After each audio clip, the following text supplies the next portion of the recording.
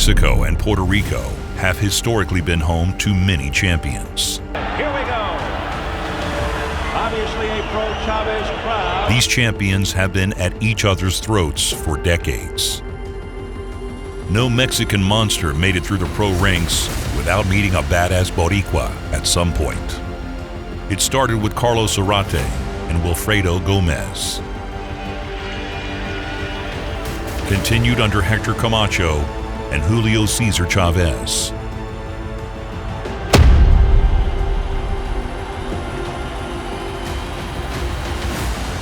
This hot-blooded rivalry has seen one classic war after another. Never has it been quite so hot as the controversial pair of wars between Puerto Rican champion Miguel Cotto and the Tijuana Tornado, Antonio Margarito. Margarito comes to hurt you.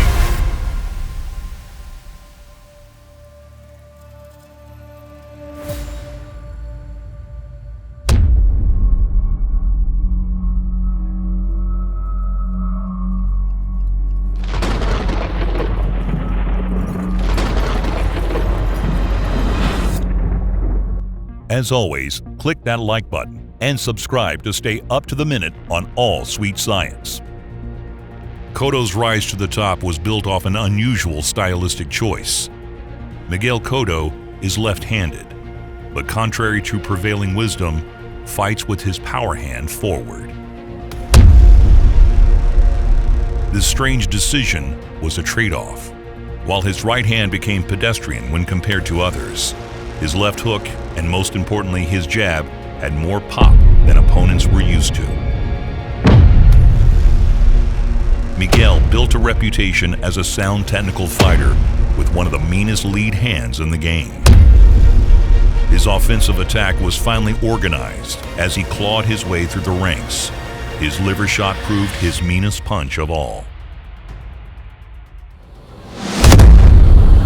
Cotto worked his way up to 140, looking tough and technical even after making the jump to welterweight. Antonio Margarito was huge for welterweight.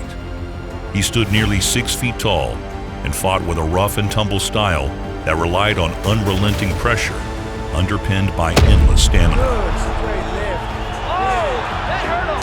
Margarito trying to finish it. Martinez is along the rope. Martinez taking a beating. Cortez. Tony himself had an unusual style too. It's rare to see a tall fighter like Margarito who truly loved to fight on the inside like he did. Tony made fighters swim out into the deep water, knowing most would drown at his pace.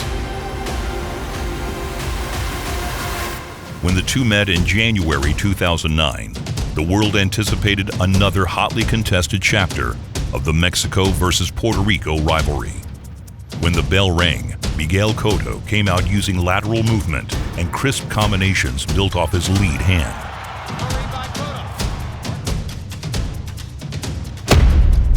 Rounds passed, with Miguel lighting up the lanky Mexican swarmer. Until Miguel's cardio finally starts to wear down. Margarito kept up his exhausting pace, and soon Miguel is struggling to keep up. Margarito chasing Cotto around the perimeter of the ring. Cotto's superior boxing ability giving him the advantage, but Margarito very live.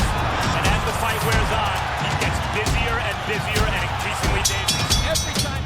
Margarito pours it on. With body shots, and I thought he whacked real well to the body to win that round. I've got a 4-2 Cotto, but Jim, Dennis has got to let Margarito fight inside, otherwise Margarito don't have a chance.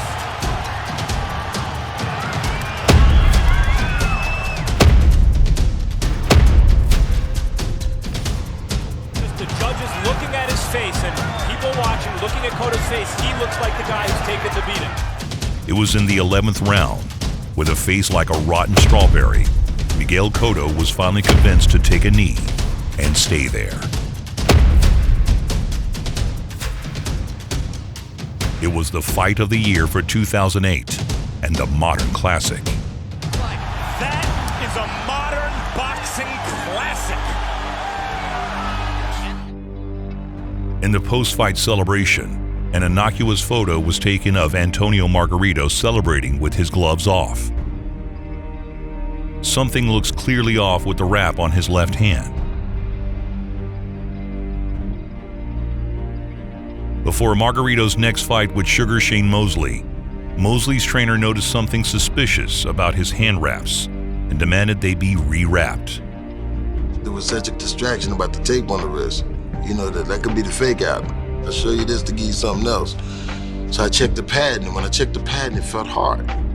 So then the commissioner felt it. He said, that feels pretty hard. The commissioner flipped it open, and a block fell out of it. Antonio fought Mosley with clean hands. The punches that forced Cotto to give ground seemed to roll off of Mosley. Shane put a beating on him, destroyed him via 9th round KO.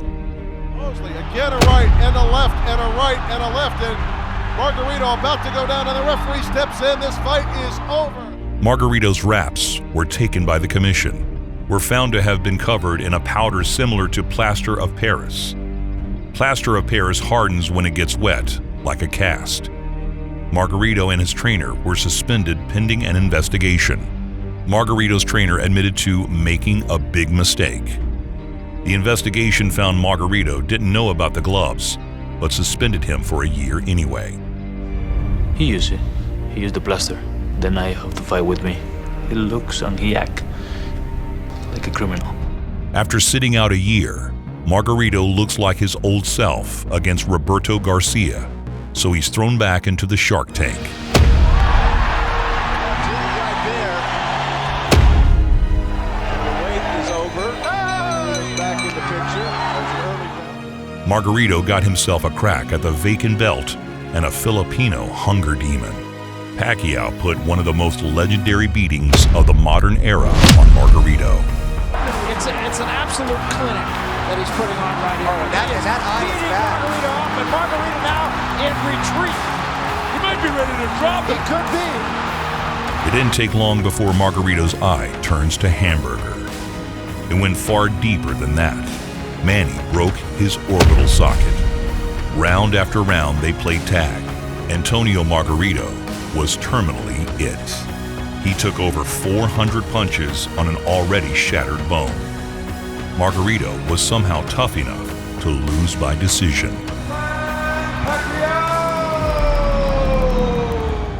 A rematch was made with a coldly furious Miguel Cotto. In the run-up to the fight, the two were asked to sit down and discuss the issue. What started as a friendly national rivalry was now bitterly personal for both men. You didn't need to speak Spanish to understand what staring daggers looked like. You be the judge. A mí no me importa lo que tú pienses, o sea, estuve limpio, o sea, no me importa. Va a ser lo mismo, lo que sea. Necesitas fuerza para vencer y la tengo. Entonces, y así tú me vendes, quien me vende te vuelvo a ganar. ¿Tú crees? Y así, así yo creo. Así como lo yo creo. A combination of the controversy and the incredible effort in their first fight whipped the boxing world into a frenzy. When the bell rings, Madison Square Garden explodes. Doubly so as Miguel spends most of the first round picking Margarito apart on the back foot. Definitely Miguel Cotto has a technical advantage. He's got better hand speed, better power, better combinations, better foot speed. Margarito applied his customary pressure, while Miguel changed up his game plan. Leaning on his right hand to do the damage early, Margarito came back landing hard body shots. Miguel was soundly outboxing the bigger man. He kept Antonio turning and running into combinations. Margarito marched forward, utterly indifferent to it. Margarito's right eye is already showing blood. And now it's Margarito who's against the ropes, but fighting off the ropes. And Cotto's attacking him because he wants to keep taking advantage of that eye. Even when Margarito's eye deteriorated, the same eye Manny crushed early gave way again. Just take a step to the right. He's got to cut off. But Margarito doesn't do that. He follows him. He chases him. He doesn't cut off the ring. It didn't particularly matter to Antonio Margarito. He ate the punches, threw his arms out, and stalked forward again. Very easy. And his facial tissues also. Body shots and a left hook up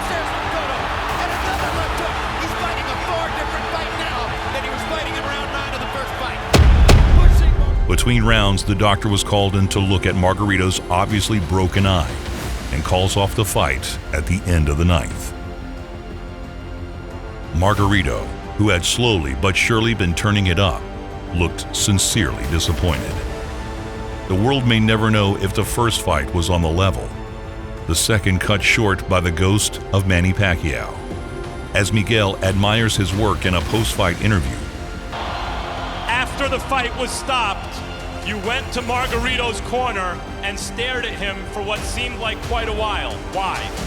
Just to look at him, and taste my victory.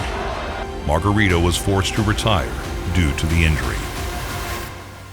Truth exists in the eye of the beholder.